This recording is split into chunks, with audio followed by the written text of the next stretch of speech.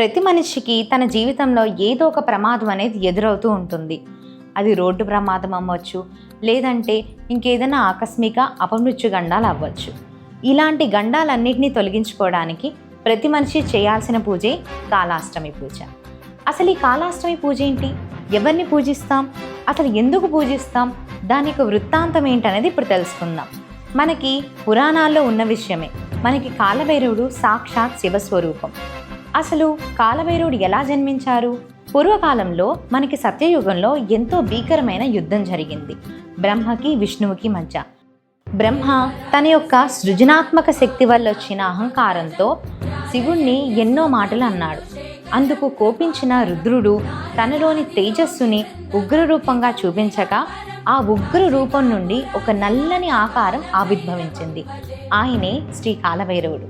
కాలభైరవుడు ఉద్భవించిన వెంటనే శివనింద చేసినందుకు గాను కాలభైరవుడు కోపించి తన యొక్క ఎడమ చేతి బొటనవేలి యొక్క గోరితో బ్రహ్మ యొక్క తలని నరికివేస్తాడు. కాలభైరవుడికి బ్రహ్మహత్యా పాతకం అనేది చుట్టుకుంటుంది. ఆ కపాలం అనేది ఆయన చేతికి అతుక్కుపోయి ఉంటుంది. అందువలన కాలభైరవుడు ఎన్నో ప్రదేశాలు తిరిగి భిక్షాటన చేస్తూ ఉండేవాడు ఆ బ్రహ్మహత్యా పాతకాన్ని పోగొట్టుకోవడానికి. తర్వాత శివుని యొక్క ఉపదేశంతో కాశీక్షేత్రానికి వెళ్తారు. అక్కడ కాలభైరవుడు ఎప్పుడైతే కాశీక్షేత్రంలోకి అడుగు పెడతాడో కపాలమోచన తీర్థంలో ఆ కపాలం అనేది ఊడిపడిపోతుంది.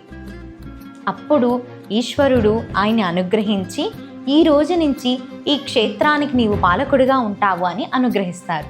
అందుకనే మనకి కాశీక్షేత్రానికి పాలకుడు కాలభైరవుడు. అప్పటి నుంచి శివుడు ఒక వరాన్ని ఇస్తాడు.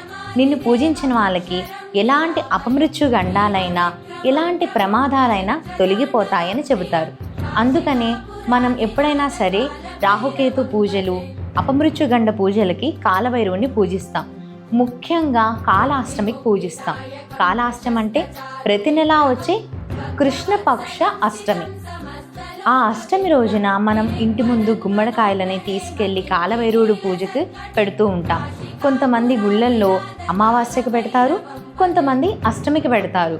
ఏది ఏమైనప్పటికీ మనం గుమ్మడికాయని కాలభైరవుడికి అర్పించి పూజ చేసి అది తీసుకొచ్చి ఇంటి ముందు పెట్టుకుంటాం. దానివల్ల ఎలాంటి దోషాలు ఉన్నా సరే ఆ గుమ్మడికాయని దాటి వెళ్ళడం వల్ల ఆ దోషం అనేది తొలగిపోతుంది. అయితే కాళాష్టమి పూజ ఎలా చేయాలి? మనం మన యొక్క పూజా గదిలో ఉత్తరం వైపు కానీ తూర్పు వైపు కానీ కూర్చుని అక్కడ కాలభైరవుడి పటాన్ని, లేదు అంటే శివలింగాన్ని, శివపటాన్నైనా పెట్టుకోవచ్చు. నువ్వుల నూనెతో కానీ ఆవు నూనెతో కానీ దీపారాధన చేయాలి. మనం ప్రసాదంగా నల్లని నువ్వులతో చేసిన నువ్వులుండని, బెల్లాన్ని నైవేద్యంగా పెట్టొచ్చు. లేదంటే గారెల దండ కూడా వేయొచ్చు. స్వామికి మనం నీలం రంగు లేదంటే ఎరుపు రంగు పువ్వుల్ని పూజలోకి వాడచ్చు. పూజ చేసిన తర్వాత, దీపారాధన అయిన తర్వాత మనం ఓం బం భైరవాయ నమః అనే మంత్రాన్ని జపిస్తూ 108 సార్లు చేస్తే ఇంకా మంచి ఫలితం అనేది లభిస్తుంది. అంతేకాకుండా మనకి స్కాంద పురాణం ప్రకారంగా కాలభైరవుడి యొక్క వాహనం నల్ల కుక్క అవడం చేత ఈ కాళాష్టమి పూజ చేసేవాళ్ళు నల్ల కుక్కకి రొట్టె, పాలు లేదంటే గారెల దండ నైవేద్యంగా పెడతారు. అలా పెట్టడం వల్ల రాహుకేతు దోషాలు కూడా తొలగుతాయి. అంతేకాకుండా అపమృత్యు గండాలు కూడా తొలగిపోతాయి.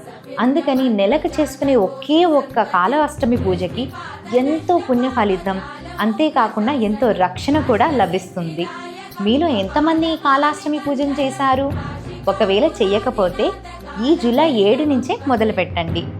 సదా మీకు కాలభైరవుని యొక్క అనుగ్రహం ఉంటుంది. ఇలాంటి మరెన్నో విషయాలు తెలుసుకోవడానికి సాధన సత్వ ఛానల్ని ఫాలో చేయండి. సాధనాత్ సాధ్యతే సర్వం.